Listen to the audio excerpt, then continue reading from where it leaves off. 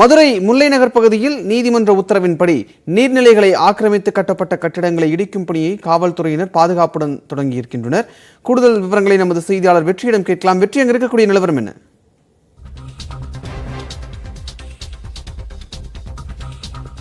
விஷ்ணு, மதுரை தல்லாகுளம் பிபிகுளம் பகுதியில் இருக்கக்கூடிய முல்லை நகர் பகுதியில் என்பது நீர்நிலை கண்மாய் வந்துள்ளது. இந்த கண்மாயில் 800க்கும் மேற்பட்ட வீடுகள் கடைகள் ஆக்கிரமித்து கட்டப்பட்டதாக புகார் எழுந்து வழக்கு தொடரப்பட்டு நீதிமன்றம் அந்த ஆக்கிரமித்து கட்டப்பட்ட கட்டிடங்களை இடிப்பதற்கு உத்தரவை பிறப்பித்தது.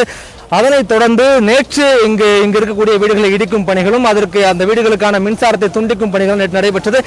அதற்கு எதிர்ப்பு தெரிவித்து மக்கள், ஆயிரக்கணக்கான மக்கள் இந்த பகுதியில் நேற்று 4 மணி நேரம் சாலை மறியலில் ஈடுபட்டார்கள். அதைத் தொடர்ந்து மாவட்ட ஆட்சியரிடம் அவர்கள் நடத்திய பேச்சுவார்த்தைக்கு பின்பாக இன்று வீடுகள் கட்டிடங்களானது இடிக்கப்பட்டு வருகிறது. இன்றைய தினம் இப்பகுதியில் உள்ள 500க்கும் மேற்பட்ட வணிக வளாகங்கள் மட்டும் முதற்கட்டமாக இடிக்கப்பட்டு வருகிறது. 6 பொக்லைன் இயந்திரங்களை கொண்டு 200க்கும் மேற்பட்ட போலீசார் பாதுகாப்புடன் இடிக்கப்பட்டுக் கொண்டிருக்கிறது. இப்படி இடிக்கப்படக்கூடிய கட்டிடங்களில் சில பட்டா கட்டிடங்களும் இடிக்கப்படுவதாக புகார் இருந்திருக்கிறது. நம்ம குறித்து பேசலாம். மேடம், என்ன சொல்லுங்க? இது வந்து 1 அடி 1.5 அடி தான். இது இடிக்காம பட்டா இடத்தை அங்கே ஃபோக்கஸ் பண்ணுங்க. பட்டா இடம் அதை இடிச்சாங்க. அப்போ ஏன் அந்த இதை இடிக்கல? அதை இடிக்கல. என் தம்பி கேஸ் கொடுத்தானே ஒன்றும் இல்லை, கோயிலுக்காரங்க எங்கள் மேலே கேஸ் கொடுத்தாங்க. நாங்கள் அவங்க மேலே கேஸ் கொடுத்தோம். நாங்கள் பட்டாததுனால நாங்கள் ஜெயிச்சிருச்சு. அதனால அவங்க தோத்துட்டாங்க. அந்த சர்வேல உள்ளதான் இடிக்கிறாங்க. அதுக்கு நாங்கள் என்ன செய்ய முடியும்? அவங்க கூட்டிட்டு வந்து பொறமுக்குக்காரங்களே கூட்டிட்டு வந்து எங்க தான் இடிக்க வச்சாங்க. அங்கே பாருங்க, பட்டாது சேர்ந்து இடிச்சிருச்சு. இதுக்கு யாரு நஷ்டம் எடுத்து தருவா? யாரு தருவா? நான் ஒரு ஆள் லேடி இருக்கிறேன். நான் பல்ல விடுனா நாங்கள் சாரதா?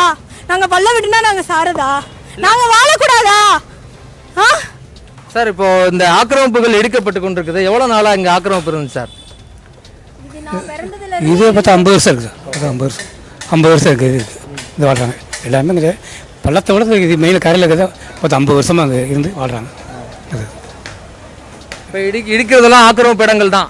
ஆமாம், அது அங்கே அது அங்கிட்டு போய் ஆக்கிரமிப்பு. இங்கிட்டு போய் பட்டா அங்கிட்டு போய் ஆக்கிரமிப்பு இருந்தால் அதில் வந்து அது இது வரைக்கும் இதுதான் இருந்த வீடுகளை பற்றி அடிச்சிருக்காங்க. ஒரு அடி இழுத்ததை வந்து இடிச்சிட்டீங்க. அது பக்கா தான் இருக்குது. அதை இடிக்கல.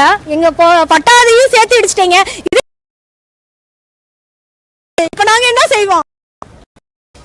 அதெல்லாம் பாருங்க சார். அதாவது இந்த முல்லைநகர் பகுதியில் இடிக்கப்பட்டு கொண்டிருக்கூடிய 500க்கும் மேற்பட்ட வணிக வளாகங்கள் வீடுகளை பொறுத்த வரைக்கும் முழுமையாக ஆக்கிரமிப்பு இடங்கள் தான் இடிக்கப்பட்டு கொண்டிருக்கு. அதில் ஒரு சில பட்டா இடங்களும் இடிக்கப்படுவதாக இந்த மக்கள் புகார் தெரிவித்திருக்கிறார்கள். அது குறித்து ஆட்சியர் கவனத்திற்கு எடுத்துக்கொண்டு தேவையான நடவடிக்கை மேற்கொள்ள வேண்டும் அவர்கள் கோரிக்கை வைத்திருக்கிறார்கள். விஷ்ணு, வெற்றி, இதற்கு இந்த பட்டா இடங்கள் இருக்கக்கூடிய வீடுகளும் இடிக்கப்படுது அப்படின்ற ஒரு குற்றச்சாட்டு அங்க இருக்கக்கூடிய பெண்மணி முன்வைக்கிறாங்க.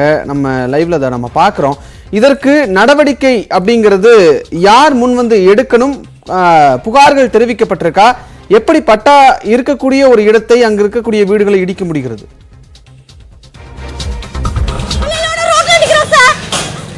மேடம், இப்ப நீங்க இது பட்டா இடம் இடிச்சிருக்காங்க இல்ல அது கவனத்துக்கு கொண்டு போயிருக்கீங்க? அது பட்டா இடம் இடிக்க கூடாது.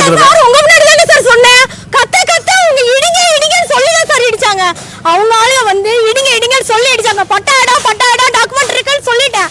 சொல்லி அடிச்சாங்க சார். சொல்லி அடிச்சாங்க. இல்ல பட்டா இடம்னு தெரிவிச்சிருந்தோம் சார். இடிச்சாங்க, தெரிஞ்சுதான் சார் இடிச்சாங்க. பட்டா இடம்னு அவங்களுக்கு தெரியும். இதெல்லாம் மார்க் பண்ணிருக்காங்கன்னு சொல்லி இடிச்சிட்டாங்க. அது சரி, இது புறம்போக்குன்னு சொல்லி இடிச்சாங்களே. நீங்களே பாருங்க. அப்ப ஏன் அதையே இடிக்கல? ஏன் கோவில இடிக்கல? அப்ப எங்களை குறி வச்சு எதுக்கு அடிக்கிறீங்க? அப்ப நாங்க எஸ்ஐ வீடு வாழக்கூடாதா? ஏதாவது பண்ணுங்க சார். கலெக்டர் சார், வாங்க சார். ஏதாவது உதவி செய்யுங்க சார். எங்க பிள்ளையோட நான் சூசைட் பண்ணிக்கிறேன் சார். வந்து பாருங்க சார். எல்லாம் இடிஞ்சு கிடக்கு சார். ரோட்ல நிக்கிறோம். அவங்க எல்லாம் நிம்மதியா இருக்காங்க. நாங்க ரோட்ல நிக்கிறோம். அது இந்த ஆக்கிரமிப்பு அகற்றுவது என்பதில் சில முரண்பாடுகள் இருப்பதாக அந்த பெண்மணி குற்றச்சாட்டு. அவருடைய இந்த வீடானது இடிக்கப்பட்டிருக்கிறது. ஆனால் இந்த வீட்டை அடுத்துள்ள சில கட்டிடங்கள், கோவில்கள் இடிக்கப்படவில்லை. அதுவும் ஆக்கிரமிப்பில் இருக்கின்ற குற்றச்சாட்டை அவர் வைத்திருக்கிறார். மேலும் இது தொடர்பாக மாவட்ட ஆட்சியர் கவனத்தில் எடுத்து உரிய நடவடிக்கை எடுக்க வேண்டும் என்ற ஒரு கோரிக்கையும் அவர் முன்வைத்திருக்கிறார். விஷ்ணு, நன்றி. வெற்றி, களத்திலிருந்து தகவல்களை பதிவு செய்தமைக்காக. தொடர்ந்து விரைவு செய்திகள் சிலவற்றை பார்க்கலாம்.